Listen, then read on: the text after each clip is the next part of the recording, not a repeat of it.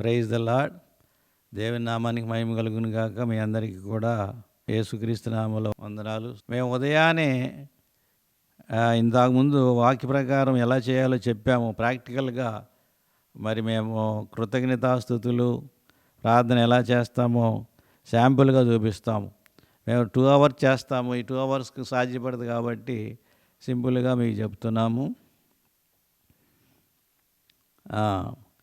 మేము ఉదయాన్నే లేచి ప్రభు దగ్గర కొన్ని కీర్తనలు అప్పచెప్తాము. కొన్ని కీర్తనలు అప్పచెప్పడం అంటే మా మెంబర్స్ అందరూ కూడా వాళ్ళందరూ కూడా కంఠోపాఠంగా నేర్చుకున్న కీర్తనలు ఉన్నాయి.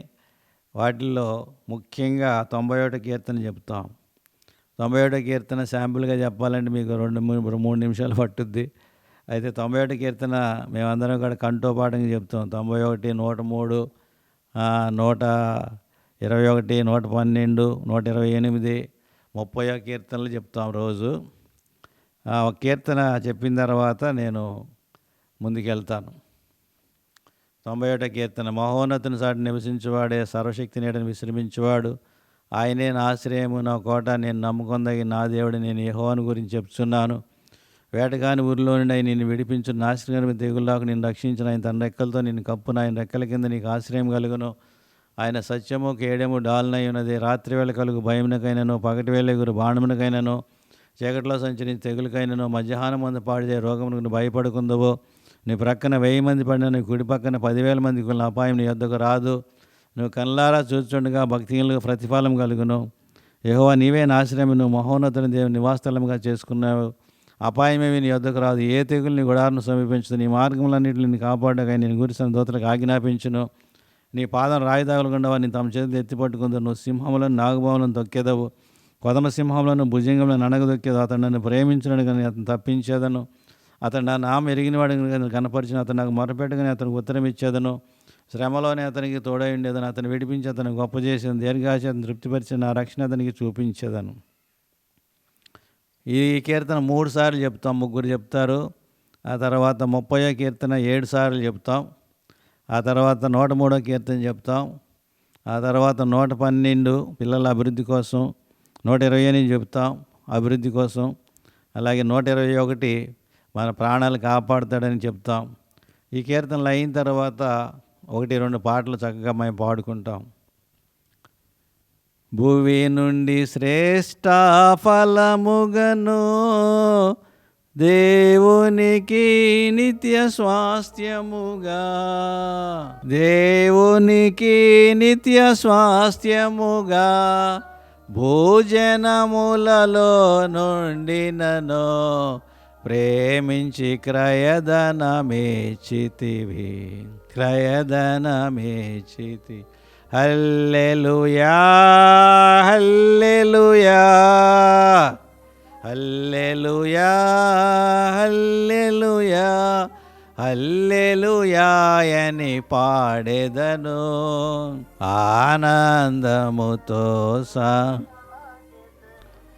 ఎవరు పాడని గీతమును యేసుని గూర్చి పాడుటకై, హేతులేకయే ప్రేమించెన్. ఆమెన్. యేసుకు నేనేమి ఇవ్వగలను. ఇలా పాటలు 2-3 పాడుకున్న తర్వాత నేను చిన్నగా ప్రార్థన చేస్తాను. ఇదంతా కలిపి 2 hours వస్తుంది. ఆ 2 hours చక్కగా మా వాళ్ళందరూ వింటారు. దేవునితో సహవాసం చేయాలి. ప్రార్థన అంటే నాకు కావలసినన్ని ఇమ్మని అడగటం కాదు, దేవునితో సహవాసము. దేవుడు మన తండ్రి కాబట్టి ఆయన దగ్గరకు వచ్చి నాకు ఇవ్వు, నాకు ఇవ్వు, నీ ఆస్తి అంతా నాకు ఇవ్వు అని చిన్న కొనమాళ్ళలాగా అడిగి తీసుకుపోకూడదు. ఆయన దగ్గరకు వచ్చిన దేవుణ్ణి స్తుతించాలి. ప్రభువా నువ్వు చేసిన మేళ్ళన్నిటి కొరకై స్తోత్రాలు. ఒక చిన్న ప్రార్థన మీరు ఎలా చేసుకోవాలంటే, పరలోకమందున్న మా తండ్రి, నీ నామం పరిశుద్ధపరచబడును గాక, నీ రాజ్యం వచ్చును గాక, నీ చిత్తం పరలోకమందు నెరవేరినట్లుగా భూమి మీద నెరవేరును గాక. మన దినాహారము నేడు మాకు దయచేయండి. మా రుణస్తులు మేము క్షమించిన ప్రకారం మనం క్షమించండి. మమ్మల్ని శోధనలోకి తేక దుష్టు నుండి తప్పించండి అని ప్రార్థన చేయాలి.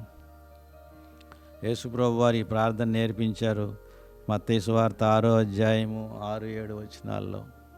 మరియు మీ ప్రార్థన చేయనప్పుడు అన్యజనుల వలె అర్థమైన మాటలు వచ్చింపవద్దు. విస్తరించి మాట్లాడటం వలన తన మనవి ఆలకించినని వారు తలంచున్నారు. మీరు వారి వలె ఉండకుడి. మీరు మీ తండ్రిని అడగక మునిపే మీకు అక్కరగా ఉన్నవి ఆయనకి తెలియను. కాబట్టి మీరు ఇలాగ ప్రార్థన చేయుడి. పరలోకమందున్న మా తండ్రి, నీ నామము పరిశుద్ధపరచబడునుగాక. ఈ సంగతులన్నీ మీకు తెలుసు. నీ నామం పరిశుద్ధపరచబడునుగాక. దీనికి 67వ కీర్తన చెప్పాలి మనం. భూమి మీద నీ మార్గము తెలియబడినట్లును అన్ని జనులందరిలో నీ రక్షణ తెలియబడినట్లును దేవుడు మమ్మల్ని కరుణించి మమ్మల్ని ఆశీర్వదించునుగాక.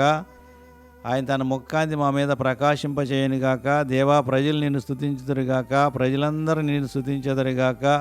భూమి మీద ఉన్న జనములను వేలెదవుగాక. దేవా, ప్రజలు నిన్ను స్తుతించెదరుగాక. ప్రజలందరూ నిన్ను స్తుతించెదరుగాక. అప్పుడు భూమి దాని ఫలమిచ్చును. దేవుడు మా దేవుడు మమ్మల్ని దీవించును. మా దేవుడు ఆశీర్వదించును. భూదిగంత నివాసులందరూ దేవుని యందు భయభక్తి నిలుపుదురుగాక. ఈ విధంగా మనం ప్రార్థన చేసుకుంటూ కోత విస్తారంగా ఉంది, పనివారిని దయచేయండి ప్రభువా అని అడగాలి.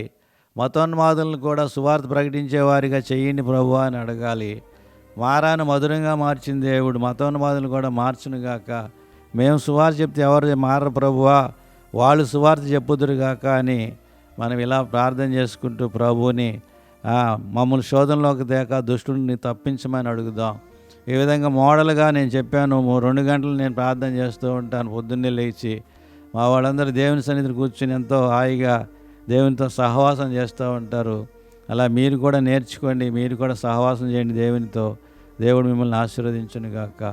పరిశుద్ధుడైన తండ్రి, ప్రేమగల మా దేవా, ఈ బిడ్డలు మీరు ఆశీర్వదించండి. వింటున్న బిడ్డలందరికీ కూడా తగిన మేలులు దయచేయమని యేసు నామములో అడిగి వేడుకుంటున్నాం తండ్రి. Amen. Thank you all of. మరి మీరందరూ ఈ క్యాసెట్లు చూస్తున్నారు. మీకు నచ్చినట్టయితే మరి కామెంట్స్ పెట్టండి. అదేవిధంగా మీ స్టేటస్లో కూడా సువార్త ప్రకటించండి. నేను సువార్త ప్రకటించడానికి ప్రయత్నం చేస్తున్నా. నేను వేరేదేమీ లేదు, కానీ దేవుని నామాన్ని ప్రకటించాలి. అదేవిధంగా మీరు కూడా దేవుని నామాన్ని ప్రకటించడానికి ముందుకు రండి. దేవుడు మిమ్మల్ని దీవించునుగాక. ఆమేన్.